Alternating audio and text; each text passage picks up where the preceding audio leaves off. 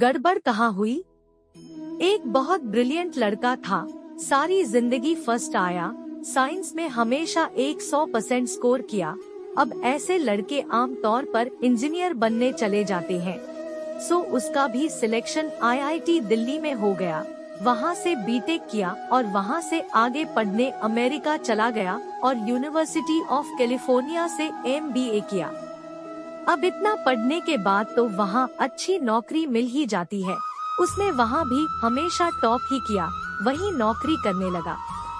5 bedroom का घर उसके पास, शादी यहाँ चेन्नई की एक बेहद खूबसूरत लड़की से हुई। एक आदमी और क्या मांग सकता है अपने जीवन में। पढ़ लिख के इंजीनियर बन गए, अमेरिका में सेटल हो गए, मोटी तनख्वाह की नौकरी, बीवी बच्चे, सुख ही सुख। लेकिन दुर्भाग्यवश आज से 4 साल पहले उसने वहीं अमेरिका में सपरिवार आत्महत्या कर ली। अपनी पत्नी और बच्चों को गोली मारकर खुद को भी गोली मार ली। आखिर ऐसा क्या हुआ, गड़बड़ कहाँ हुई? ये कदम उठाने से पहले उसने बाकायदा अपनी पत्नी से डिस्कस किया, फिर एक लंबा सुसाइड नोट लिखा और उसमें बाकायदा अपने इस कदम को जस्टिफाई किया और यहाँ तक लिखा कि यही सबसे श्रेष्ठ रास्ता था इन परिस्थितियों में। उनके इस केस को और उस सुसाइड नोट को California institute of clinical psychology ने व्हाट वेंट रॉन्ग जानने के लिए स्टडी किया। पहले कारण क्या था, सुसाइड नोट से और मित्रों से पता किया।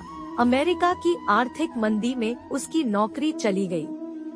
बहुत दिन खाली बैठे रहे, नौकरियां ढूंढते रहे, फिर अपनी तनख्वाह कम करते गए और फिर भी जब नौकरी न मिली, मकान की किश्त जब टूट गई, तो सड़क पर आने की नौबत आ गई। कुछ दिन किसी पेट्रोल पंप पर तेल भरा बताते हैं। साल भर ये सब बर्दाश्त किया और फिर पति पत्नी ने अंत में खुदकुशी कर ली। इस केस स्टडी को ऐसे कंक्लूड किया है एक्सपर्ट्स ने, यह व्यक्ति सफलता के लिए तो तैयार था, पर इसे जीवन में ये नहीं सिखाया गया कि असफलता का सामना कैसे किया जाए। अब उसके जीवन पर शुरू से नजर डालते हैं। पढ़ने में बहुत तेज था, हमेशा फर्स्ट ही आया। ऐसे बहुत से माता पिता को मैं जानता हूँ जो यही चाहते हैं कि बस उनका बच्चा हमेशा फर्स्ट ही आए, कोई गलती न हो उससे। गलती करना तो यूँ मानो कोई बहुत बड़ा पाप कर दिया और इसके लिए वो सब कुछ करते हैं, हमेशा फर्स्ट आने के लिए।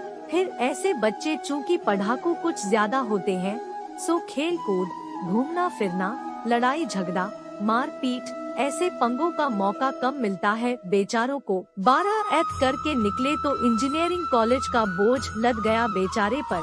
वहाँ से निकले तो MBA और अभी पढ़ ही रहे थे कि मोटी तनख्वाह की नौकरी। अब मोटी तनख्वाह तो बड़ी जिम्मेवारी, यानी बड़े बड़े टारगेट्स। कमबख्त ये दुनिया बड़ी कठोर है और ये जिंदगी अलग से इम्तिहान लेती है। आपकी कॉलेज की डिग्री और मार्कशीट से कोई मतलब नहीं उसे। वहाँ कितने नंबर लिए कोई फर्क नहीं पड़ता। ये जिंदगी अपना अलग क्वेश्चन पेपर सेट करती है और सवाल सब आउट ऑफ सिलेबस होते हैं, टेढ़े मेढ़े, ऊट पटांग, और रोज इम्तिहान लेती है, कोई डेट शीट नहीं। एक अंग्रेजी उपन्यास में एक किस्सा पढ़ा था।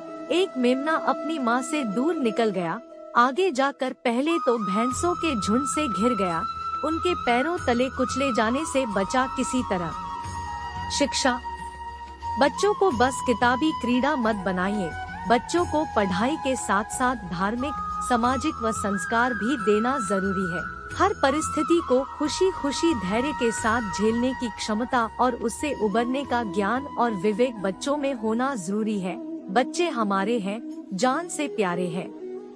मेरे प्रिय साथियों, अगर आपको यह कहानी अच्छी लगी हो तो आप इसे जरूर लाइक करें और हमारे चैनल को भी सब्सक्राइब करें ताकि आपको और भी इसी तरह की मोटिवेशनल व अन्य शिक्षाप्रद कहानियाँ मिलती रहे। धन्यवाद।